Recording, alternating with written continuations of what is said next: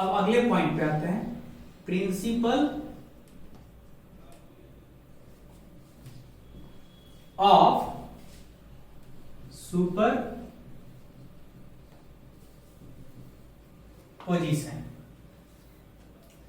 का एप्लीकेशन कहां पे? इन इलेक्ट्रिक पोटेंशियल। जैसे मान लीजिए कि आपको एग्जामिनर एक डिस्क दिया और इसकी वजह से along the axis of symmetry एक पॉइंट P है x डिस्टेंस पे, कहां से? सेंटर से। यहां पे आपको पोटेंशियल निकलवाया, तो मैं फिर से डिटेल में नहीं जाऊंगा। एक डिस्क की वजह से x डिस्टेंस पे कितना पोटेंशियल होता है वो आप निकालना सीख गए हैं पिछले लेक्चर में।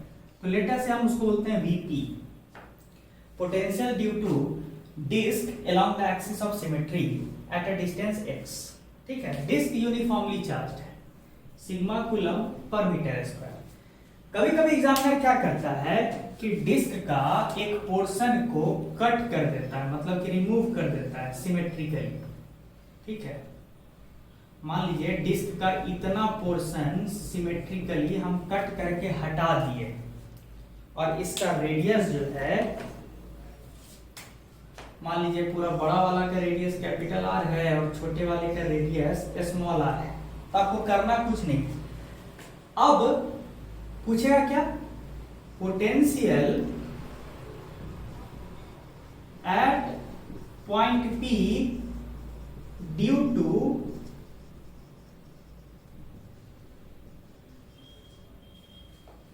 Remaining potential at point P due to remaining portion of disk।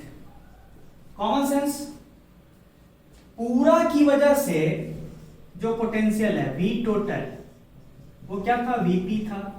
लेकिन जो टोटल पोटेंशियल है वो किस किस की वजह से मिलके बना है? जिसको रिमूव कर दिए हैं उसको बोलिए potential due to removed section. Remove section की वजह से जो यहाँ पोटेंशियल हुआ होता, प्लस जो रिमेनिंग पोर्शन की वजह से जो पोटेंशियल होता, वो दोनों मिला के ही ना पोटेंशियल एट पॉइंट P जो आप ओरिजिनली निकाले थे पूरे के प्रेजेंस में। तो अब आपको क्या करना है? Potential due to remaining portion बराबर क्या हो जाएगा? Total potential at point P जब कुछ नहीं हटाए थे, कट किए थे, माइनस किसकी वजह से? रिमूव्ड सेक्शन की वजह से जो कंट्रीब्यूशन है पोटेंशियल का वो हटा देंगे। तो जो रिमूव किए हैं बाबू तो खुद ही डिस्क है, बस उसका रेडियस स्मॉल है। तो फार्मूला तो आप निकाले थे, एक डिस्क की वजह से किसी पॉइंट पे पोटेंशियल निकालने का फार्मूला तो आप निकाले थे। तो बस उस लॉजिक से ये पॉइंट का वैल्यू, रिमूव सेक्शन का जो पोटेंशियल होता है यहाँ पे, वो आप यहाँ लिख देंगे। टोटल पोटेंशियल का वैल्यू आपको पता ही है, तो बस आप रिमेनिंग पोर्शन की वजह से पोटेंशियल लिख दीजिए। तो मुझे ये बताना था वैल्यू कैसे निकालते हैं, ये पहले से आपको बता दिया गया है पिछले लेक्चर में। ठीक है, अच्छा, इसी तरीके से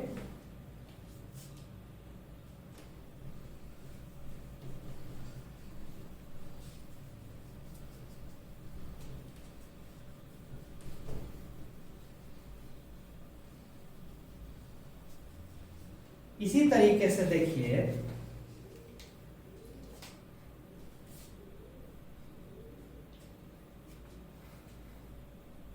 एक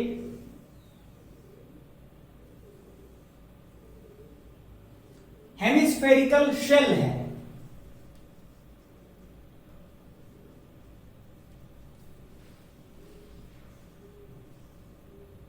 ठीक है, having charge capital Q, radius capital R, ठीक है, ये सेंटर C, और क्वेश्चन क्या है कि सेंटर से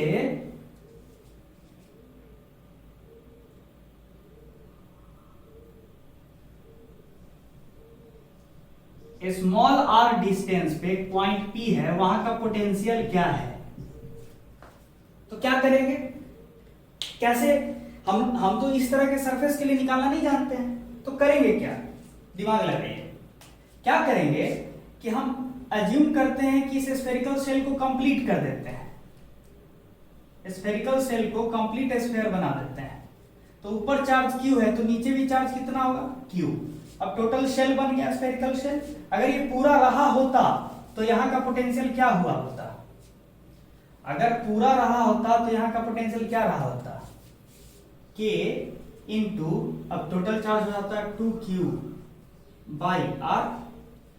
ये पूरा रहा होता ना तब पोटेंशियल ये रहा होता। अच्छा, दूसरी बात कि सिमेट्री से मान लीजिए जो अपर सेक्शन की वजह से जो पोटेंशियल है उसको बोल दिया V नॉट, तो कॉमन सेंस से बताइए अगर ऊपर वाले पोर्शन की वजह से पॉइंट P पे पोटेंशियल V नॉट है तो नीचे वाला पोर्शन की वजह से भी पॉइंट P पे पोटेंशियल क्या होगा, V नॉट ही होगा, क्योंकि दोनों के रेस्पेक्ट में पॉइंट P सिमेट्रिकल है।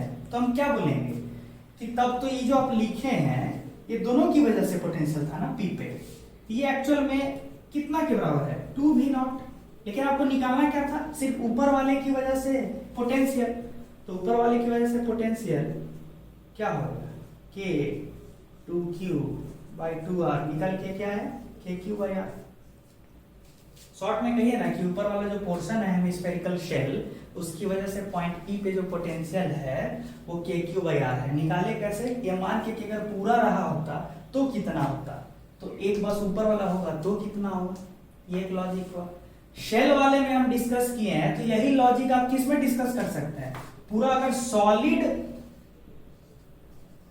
हेमिस्फेरिकल बॉडी रहा होता ना, charged solid charged hemispherical body भी रहा होता तो भी सेम लॉजिक यूज करते हैं to find out potential at point P। Logic important है, ठीक है, क्वेश्चन इंपॉर्टेंट नहीं है।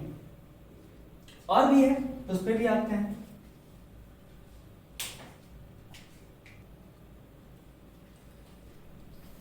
देखिए प्रिंसिपल ऑफ सुपरपोजिशन का बहुत सारा केस बनता है लेकिन सारा लॉजिकल है, यहाँ कोई बहुत खास थ्योरेटिकल पॉइंट नहीं है, कोई बहुत थ्योरेटिकल एस्पेक्ट नहीं है। जैसे देखिए एक और लॉजिकल क्वेश्चन पोज करते हैं, ये हेमिस्फेरिकल शेल है और इसका रेडियस R है और इसके सेंटर से 2R डिस्टेंस पे एक पॉइंट P है जहां का पोटेंशियल एग्जामिनर दे दिया है कि V नॉट है, ध्यान दीजिएगा, ठीक है। और ये यूनिफॉर्मली चार्ज सेल है, ये यूनिफॉर्मली चार्ज्ड हेमिस्फेरिकल शेल है, ठीक है। लेटस से समझने के लिए कि लेटस से कि इस पे चार्ज क्यू है, और क्या मानने में क्या जाता है टोटल चार्ज क्यू है, कोई फर्क उससे पड़ेगा नहीं।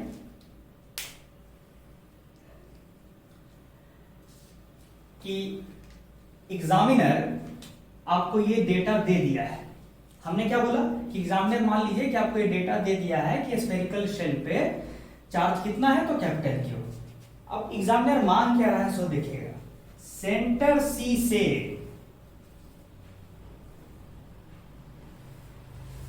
To are distance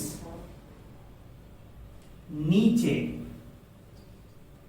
centre C से 2R डिस्टेंस नीचे जो पॉइंट P डैश है वहां का पोटेंशियल क्या होगा, ये एग्जामिनर का क्वेश्चन है। इस तरह के क्वेश्चन को कैसे डील करते हैं, ठीक है। तो क्या करेंगे कि अज्यूम करेंगे कि हम स्फेरिकल हेमिस्फेरिकल शेल को कंप्लीट कर देते हैं पूरा, ठीक है, पूरा। अब आप बताइए,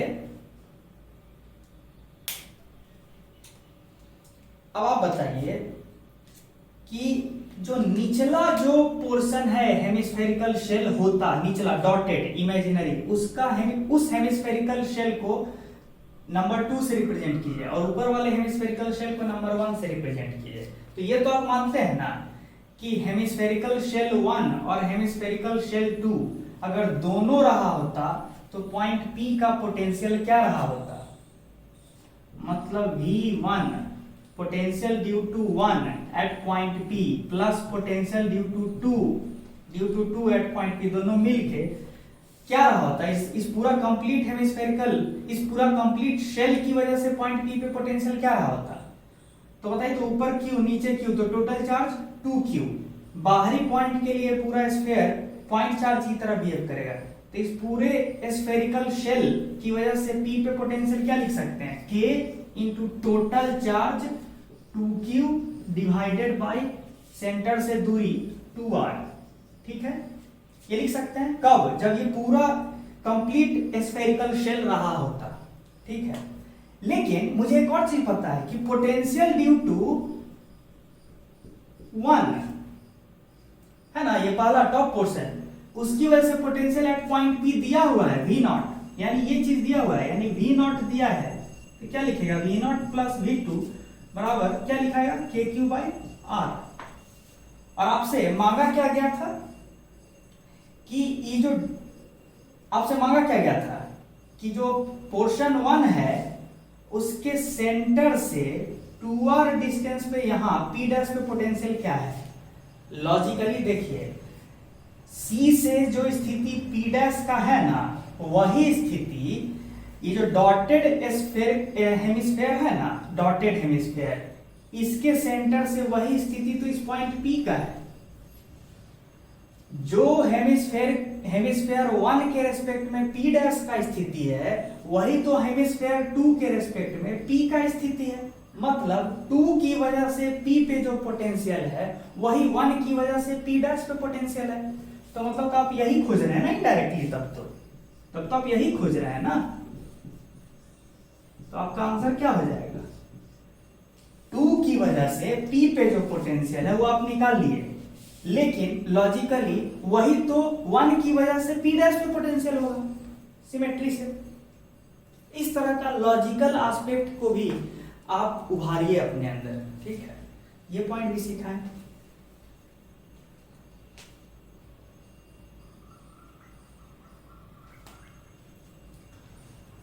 अब देखिए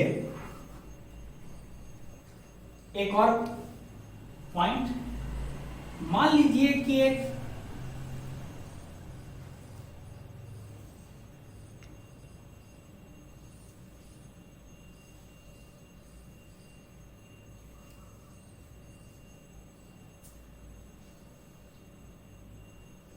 सॉलिड क्यूबिकल बॉडी है,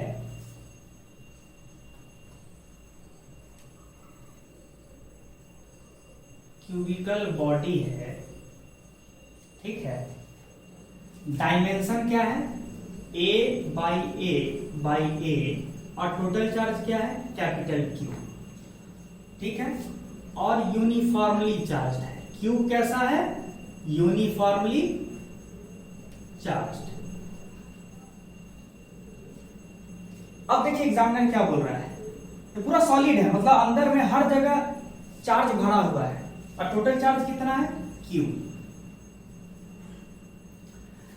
अब सेंटर ऑफ द क्यूब जो है उस पॉइंट का ऐसे रिप्रेजेंट कीजिए, सेंटर ऑफ द क्यूब जो है एकदम सेंटर, जहां बॉडी डायगोनल्स का क्रॉस सेक्शन ये इंटरसेक्शन होगा, जो सेंटर ऑफ द क्यूब है यहां का पोटेंशियल आपको दिया हुआ है V0, हम दे दिए। ठीक है, अब पूछ क्या रहे हैं हम कि जो वर्टेक्स है ना, वर्टेक्स यहां का पोटेंशियल बताइए क्या होगा। मतलब सेंटर का पोटेंशियल देख के एग्जामिनर वर्टेक्स का पोटेंशियल मांग रहा है, तो क्या करेंगे। ठीक है, अब आप ही बताइए कि वर्टेक्स सेंटर पे जो पोटेंशियल लिखिएगा किसी भी चार्ज की वजह से, लेट अस से यहां पे एक छोटा चार्ज है dq, ध्यान दीजिएगा एक छोटा सा चार्ज है dq, उसकी दूरी सेंटर, यहां सेंटर से r है, तो इस छोटे से dq चार्ज की वजह से पोटेंशियल कितना लिखाएगा, यहां सेंटर पे, सेंटर C पे पोटेंशियल कितना लिखाएगा, छोटा पोटेंशियल बराबर k dq बाई r। और ऐसा ऐसा ही ना सारे चार्ज की वजह से अगर पोटेंशियल लिख देंगे सेंटर पे, पोटेंशियल लिख देंगे तो टोटल पोटेंशियल मिलेगा एट द सेंटर कितना होगा, के summation of D Q by small R. अच्छा, सेंटर पे जो पोटेंशियल है उसी को तो एग्जामिनर दिए हुए है वी नॉट, तो आप ऐसे लिख दीजिएगा।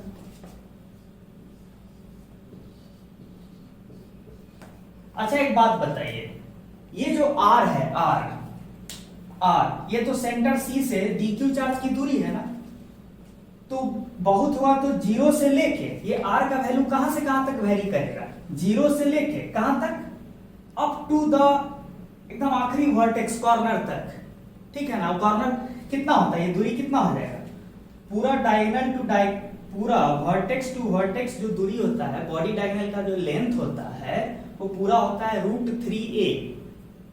तो सेंटर से वर्टेक्स का दूरी क्या हो जाएगा, √3a/2। तो मतलब ये जो r का जो वेरिएशन है कहां से कहां तक होगा, ये r कहां से कहां तक हो सकता है, जीरो से लेके √3a/2 तक। मतलब कायदे से देखा जाए कि जो सम है इसका समेशन हो रहा है जीरो से लेके √3a/2 तक। तो हम समेशन में हमको कोई दिलचस्पी नहीं है, हम शॉर्ट में लिख सकते हैं ना कि ये जो भी समेशन आएगा वो कुछ ऐसा आएगा, ये जो समेशन है कुछ ऐसा आएगा, सम नंबर, कोई नंबर मान लीजिए b, सम नंबर b गुने total charge q divided by a आएगा, ये सम और साथ में बाहर k है 1/4πε0। अरे हम ऐसे कह रहे हैं, मानिए जैसे dq चार्ज है, dq बाई मान लीजिए उसकी दूरी है, मान लीजिए उसकी दूरी जो है कितना हो गया 0.1a, फिर एक दूसरा dq लिए तो उसके लिए क्या लिखिएगा, potential k dq by 0.2a, और ऐसे ऐसे करके करते चलिए ताकि सारा चार्ज कवर हो जाए। तो टोटल पोटेंशियल एट सेंटर क्या होगा, हर चार्ज की वजह से पोटेंशियल लिखते चले जाएंगे। तो कायदे से देखिए इस सम को देखिए, इस सम को देख के आपको अंदाजा लग जाएगा कि सम जो भी होगा, सम नंबर b गुने k total charge q by a he type का ना कुछ होगा।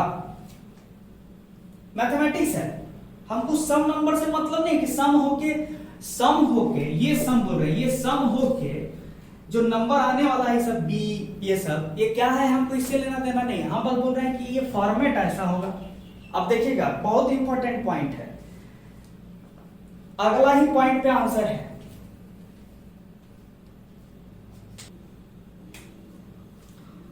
अब देखिए हम क्या बोल रहे हैं कि आप ये तो बोल दिए कि जो सेंटर पे पोटेंशियल होगा V नॉट वो इस फॉर्मेट में लिखा जा सकता है। अच्छा, अब हम क्या करते हैं,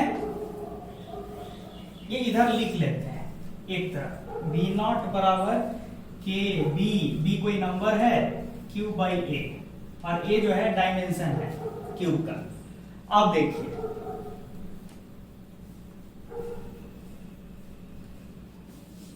ये जो वर्टेक्स है उसके चारों तरफ क्या कीजिए, क्यूब से घेर दीजिए।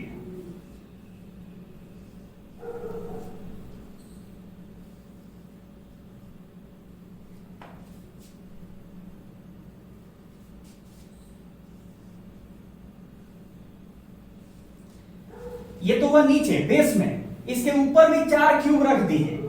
हम कह रहे हैं कि जिस वर्टेक्स पे पोटेंशियल निकालना है उसके चारों तरफ पहले बेस के अराउंड क्यूब रख दीजिए और फिर ऊपर से भी 4 क्यूब रख दीजिए, ताकि ऊपर से रखिएगा ना क्यूब ऐसे ऐसे ऐसे ऐसे, ये क्यूब रख दीजिए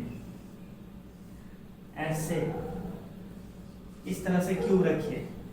मतलब हम कह रहे हैं कि ये जो जहां पे पोटेंशियल निकालना है ना, ये पॉइंट जो है पॉइंट ए, जो अब नया क्यूब हुआ ना कितने डायमेंशन का, अब जो नया क्यूब मिलेगा कितने डायमेंशन का, 2a by 2a by 2a dimension का एक नया क्यूब मिला।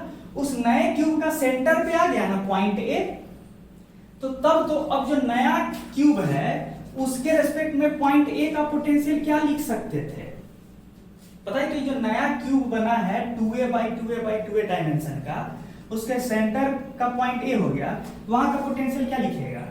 ये k, ये तो नंबर b है, समेशन b इनटू, अब चार्ज जो होगा एक क्यूब पे क्यूब था ना, अभी कितना क्यूब हो जाएगा? अभी बड़े वाले क्यूब में 8 क्यूब है, इस तरह का कितना क्यूब है? 1 2 3 4 और ऊपर भी 4, 8। तो टोटल चार्ज कितना होगा? क्यू होगा कि 8 क्यू होगा? बड़े वाले क्यूब पे अब टोटल चार्ज कितना होगा? 8 क्यू होगा। अच्छा, डिवाइडेड बाय, ये डायमेंशन था ना, तो अब नए वाले क्यूब के रेस्पेक्ट में जो डायमेंशन है, साइड ऑफ द क्यूब का जो मैग्नीट्यूड है क्या लिखेगा? 2a। तो potential at point A which is now the centre of the new cube क्या हो जाएगा?